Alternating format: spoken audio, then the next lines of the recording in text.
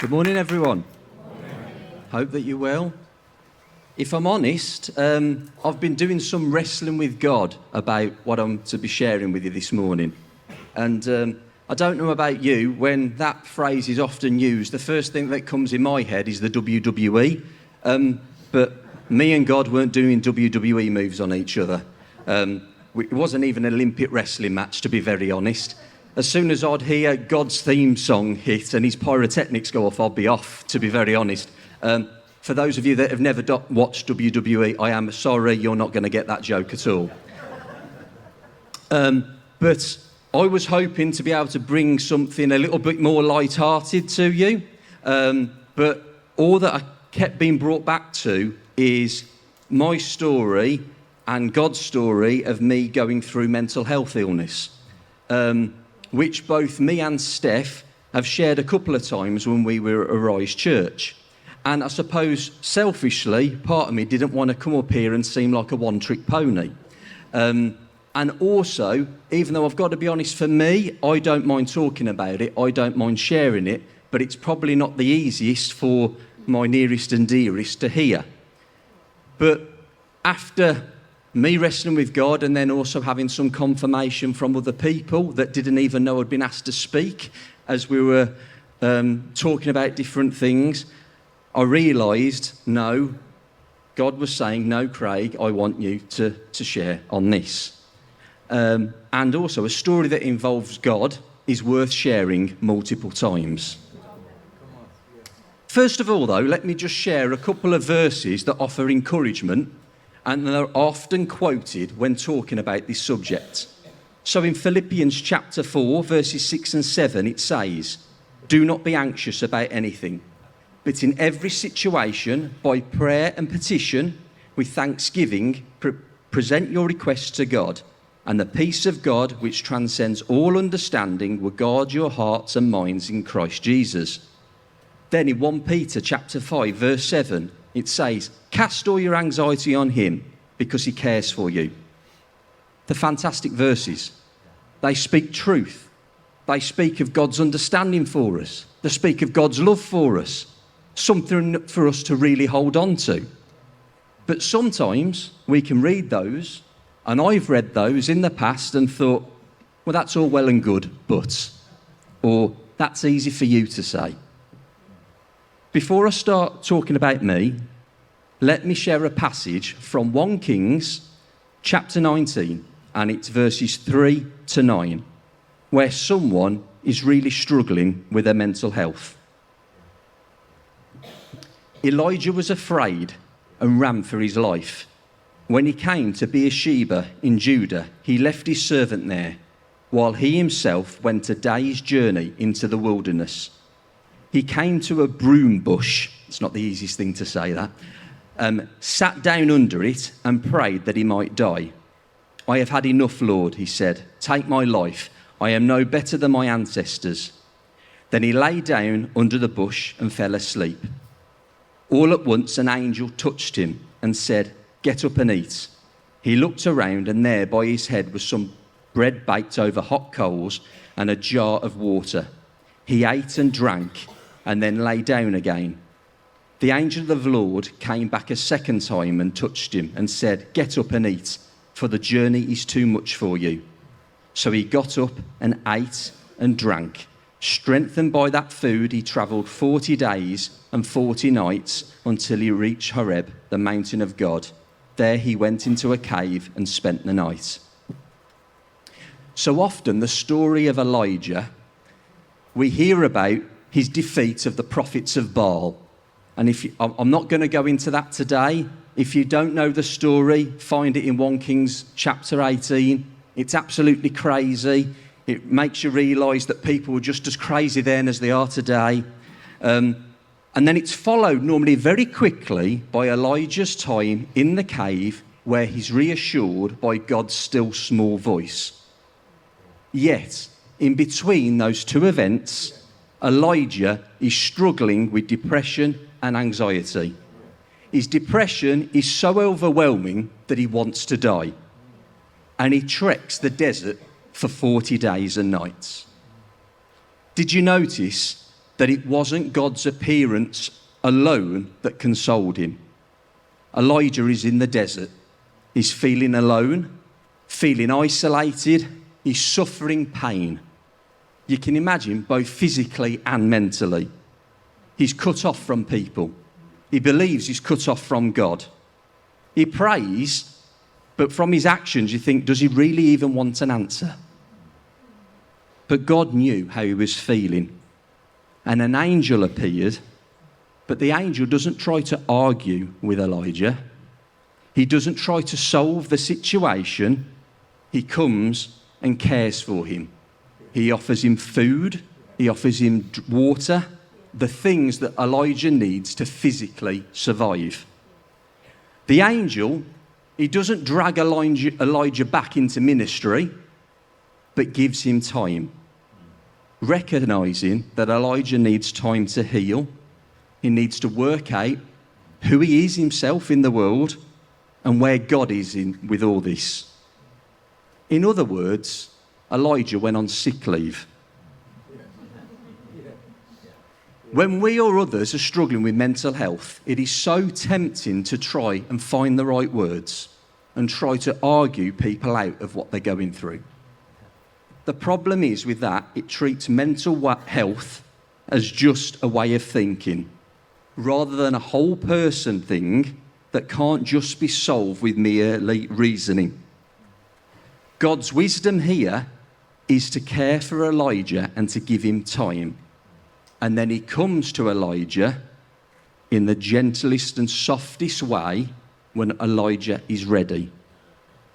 God's wisdom actually, unsurprisingly, matches what we now know from science and psychology.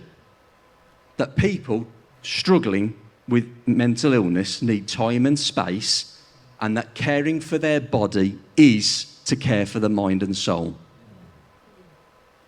So, anybody that knows me now, or maybe knew me prior to around 2008, 2009, would have probably viewed me as a pretty fun-loving guy, a pretty social person.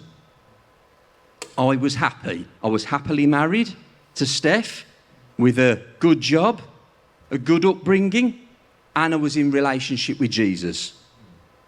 However, around that time, worry started to rule my life. Some people would ask, well, what are you worrying about? The question probably was, what wasn't I worrying about? It was anything and everything, really. It would be maybe about my job. It would be about finances, my ability to do my job. A big thing would be how other people perceive me constantly. And then if I'd said something, I'd be worrying about, well, what if people have misconstrued what I've said? And just going over and over things constantly. It even got to a point when if I found myself, which didn't happen very often, but where I wasn't worrying about something, I was worrying that there must be something I need to be worrying about. Now that started to affect things. It was changing me as a person. I was no longer the man that Steph had married. I was no longer the person that I knew myself to be. I didn't want to be around people at all. And I was constantly making excuses of being involved in social occasions. Even I remember having close friends that we'd arranged to go out, and then at the last minute I'd message to say, I'm sorry, I don't feel well, or I'm sorry, something's come up. So if during that time that you may have thought, crikey, Craig, you're a miserable so-and-so, there you go. It affected my ability to work. When I was doing my job, like I said, that was a big thing I was worrying about. The problem is I started blaming my job. So then I'd leave that job and then go to another one thinking that that was going to solve things, but things didn't ever change. It was affecting me living, if I'm honest. Nobody really knew how I felt or what I was going through apart from Steph. Because everything really, I was brushing all under the carpet. In front of other people, I was trying to put on a brave face. including in front of my parents and my brother. They probably knew there was something not right. I mean, they know me pretty well, but I was never honest and open about it. Steph was my vent. She was the person that I would try and explain all my crazy thought processes to, and it started to seriously affect our marriage. We were arguing a lot, which often resulted in me storming out and wandering around somewhere. And I was getting some pretty dark thoughts. I remember one evening, and it was probably this time of year, so it's all started coming to a head in autumn 2009. So I remember one evening after an argument, more because I didn't understand how I was feeling. Steph couldn't seem to get where I was coming from, so stormed out, and I walked along the canal from Womben to Swindon. And then I decided, for whatever reason, that I would walk back from Swindon to Womben along the lane. Now, like I said, this was autumn, so by that time it was already dark. I'm wearing very dark clothing, and cars would be noticing me in the very last moment and swerving out of the way to not hit me. To be honest, I didn't care. And I was thinking stuff like, I should just step out in front of one of these. It'd stop the pain. I just couldn't cope what was going on in my head. It just felt so full all the time. I couldn't switch off. I wasn't having any sleep. I was on sick leave at this point. And I'm not saying this to shock, but one night after an argument, I just screamed to Steph, I'm going to go and kill myself, and stormed out. I didn't do anything. I didn't ever plan anything. To be fair, that night what I did do is what any guy in their mid to late 20s does when they've had an argument with their wife. I went to my mum and dad's. And it was then that my parents probably saw me for the first time at my worst. And that was the worst I'd ever got that evening. And through then speaking to Steph, my parents were obviously speaking to me. They spoke to Steph. I know that night as well, Tony, Steph's dad, went round and spoke to Steph as well and realised that I need to go and get help. So that next day I went to the doctors and Steph came with me, and it was made clear to me that I'd had a nervous breakdown. I was diagnosed with anxiety and depression. I was given medication and I was referred for counselling, and then I became unemployed. So as I've said before, I was a Christian, but during this time I was really angry with God, really confused, but I also was living with a lot of guilt, which wasn't helping my anxiety at all, because I kept feeling I'm a Christian. I shouldn't be feeling this way. I know what Jesus has done for me. I should be living full of the joy of the Lord. I should be able to cast all my anxieties on him. I couldn't see God in the situation at all. But God was still working, even though I couldn't feel it. God was still there loving me, even though I couldn't see it. So firstly, God spoke to me pretty directly. One of probably the only times that I can actually say that I believe I've heard the audible voice of God. And it was probably at a time when I was speaking to him about this, my guilt, my anger, and he said to me, the Garden of Gethsemane. And it was as it, for those of you that don't know, the night before that Jesus went through total torment, torture, abuse, and finally died on the cross for us, he went to the Garden of Gethsemane and prayed. And at one point, he actually prayed that God would take away the task that he had to do for us. And it was as if God said, do you remember that Jesus, my son, was that stressed, that anxious, that he sweat blood? We've sung about the blood this morning. And Jesus started shedding the blood way before he started getting beaten. And it was this God said to me, if it's okay for Jesus, who's 100% man and 100% God, to feel that way, I think it's okay for you, Craig. Secondly, God brought people around me. So during, I think it was 2009, so when I was hiding some of this, me and Steph actually, I grew up in this church from about the age of 11. In this church, I became baptised. Me and Steph got married. We were youth leaders. We were pretty actively involved.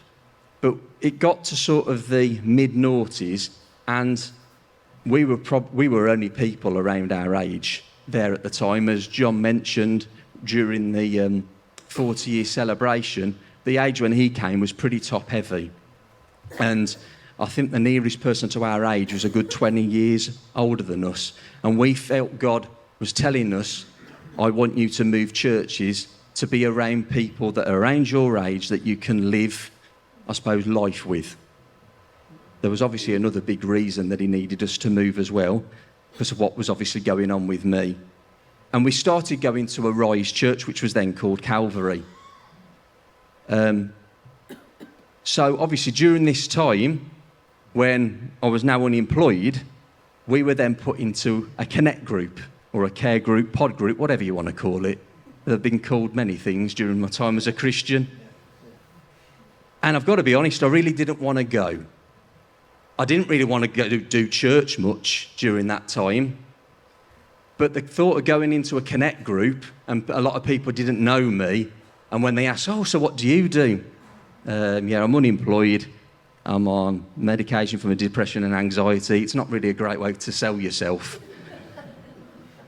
But we went.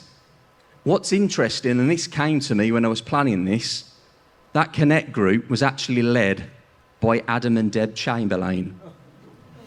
But they weren't leading it at that time because they were on maternity leave because they'd just had Grace. And it was Bex and Jace Russell that were taking the leadership of that connect group. So it came to the point where obviously, do you want to tell us a bit about yourself? And I thought, well, I'm not going to hold any punches. And I just said it how it was. Kind of expecting maybe an awkward silence and a swift move along. But Jace, he said, well, I'm currently unemployed due to redundancy. And in my late teens, I had a complete mental breakdown. And I couldn't believe it. We're very close with them now. They're godparents to our eldest. And we've lived through a lot of different things together, with Beck and Jace.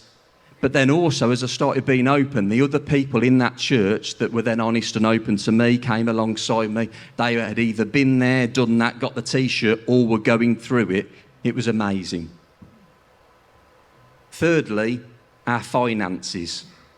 I, at the time, was the main breadwinner in the household, and as I said, I was unemployed. We never went in the red.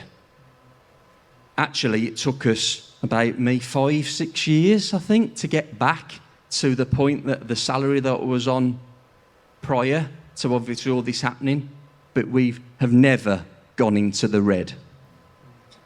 And this all happened as well, like I said, that was November, over Christmas. We couldn't really afford much, but we've got such special memories of that Christmas possibly being one of the best Christmases that we had. Very, very simple. Then it comes to what I now call Healing Sunday. So, like I said, going to church was I probably wouldn't be going there kicking and screaming because it's difficult when Steph doesn't drive. So, but I very reluctantly was driving us both to church because I was constantly having these battles and arguments with God. And at the start of the service, Pastor Paul said, well, at this service, we're going to have a healing service. And then his words went something like this: this isn't just for people with physical illness. We want to be praying for people with mental health illness too. And I remember Steph looking at me and me looking back at her and went, you ain't got no chance. because I knew people had been praying for me constantly. And nothing had happened, so what's the point? Then the worship started, and the first song was a Ben Cantillon song called Love Came Down, which was actually a very special song for me and Steph and the youth when we led the youth. It was one of the favourites there. So I started thinking, actually, I think God's trying to tell me something here. The first verse of that song goes, "When I call on your name, you answer. When I fall, you are there by my side. You delivered me out of darkness. Now I stand in the hope of new life." So you also started getting that where your heart feels like it's going to come out your chest. And you think, actually, if I don't go forward now, I'm probably going to pass out. So I very reluctantly went forward for prayer, not thinking anything was going to happen at all. Went forward with prayer. I was prayed for by Sam Wright, which is Pastor Tony Wright's youngest son. I'm not just name dropping here. I haven't got no Hollywood stars I'm going to suddenly point. But I just wanted to add the link that we've got with this. Then he prayed for me. And after he prayed for me, he just held me on the shoulder, looked at me and said, "God's telling me your anxiety has gone." And I thought, yeah, right. And I started walking back to my chair. I remember, now this is an unusual thing, but I really do remember this. Pastor Paul then grabbed me and he embraced me. And then I sat back down by Steph, who's staring at me like this.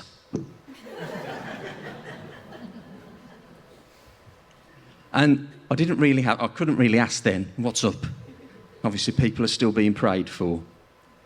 So on the way home, I said, "What was with the face?"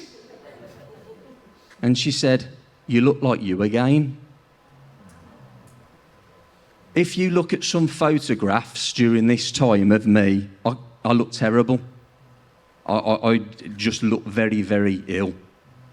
And actually now, when we can kind of tell when people are going through stuff, sadly, this is quite sad, me and Steph are quite big Anton Deck fans, probably because we've grown up with them through Biker Grove and SMCV, etc., etc. But I remember us saying when they were presenting, "Ant really doesn't look well," because the shining in his eyes had gone. And it reminded me when I used to look in the mirror, and I looked dead if you looked in my eyes. So we kind of to tell that before it all came out. But obviously Steph said, "You look yourself again." And that day I realised I'm not worrying. But I just thought, it's probably a placebo thing, this is. It's probably nothing. But then the Sunday turned to Monday, turned to Tuesday, turned to Wednesday, etc., etc. And I wasn't worrying anymore. The anxiety had gone. That was possibly in the February 2010. By the April, I was back at work. To be honest, about a week or two later, I was discharged from counselling. It was quite funny, actually, that, because I'd only had a few sessions. And I remember going in and sitting down, and the guy said, "So how have you been, Craig?" "I feel great." And he discharged me there and then. It's not like you can just stop medication. I slowly weaned myself off the medication as well. So I had been healed. Don't get me wrong, I sometimes ask, "Lord, why did you heal me? Why don't you heal others?" But I thank God every day that I did get healed. And what I believe God's take-home points to this are today, that I hope that he speaks to people about, is one, he understands more than you could ever know. That's one thing that really came to me, especially with the Garden of Gethsemane. And then when you read about with Elijah, he comes to you where you need it. The second thing is to help get out there in the wilderness. And I don't mean the wilderness of isolation, etc., but get out into creation. There's so many times you hear people going on about how being in creation and being in nature and that is healing. Yeah, it is, because it's his creation. And you actually feel closer to him. And that was something actually that really helped me and still does now. And we're very fortunate, those that live in Womburn, near around, that it's so easy to get into places like that. It's just right on our doorstep. Thirdly, is surround yourself with people that love and care for you. And don't be afraid to be honest about how you're feeling. It was only when I started being honest and speaking about what I'm going through and what I'm feeling that then people can come around you and say, well, yeah, and understand. It's us men are terrible for it. We don't want to speak about it. We think we're failing. But actually, it's quite the opposite, really. And be willing to be those people that you will actually go and surround people as well with your love and understanding. And that's something I would hope and pray that God now uses me, because of what I've gone through, to be able to just be empathetic and to just journey with people through it. Not to try and solve it, not to try and give the right words, but just to be there and give them things that help them to live easier. Love and care. And fourthly, get prayed for. Doesn't matter if it's about the 50th, 150th time you're getting prayed for it. Keep getting prayed for. We have an opportunity every Sunday with the prayer team after a service when they're there. Don't feel that, oh, but it isn't because it's not a physical issue. I think sometimes we think that. I used to. Mental health issues is just as debilitating as a physical issue. Get prayed for. Be surrounded by God's love. Be surrounded by his understanding and the love and understanding that should be in here within this whole church family. Amen.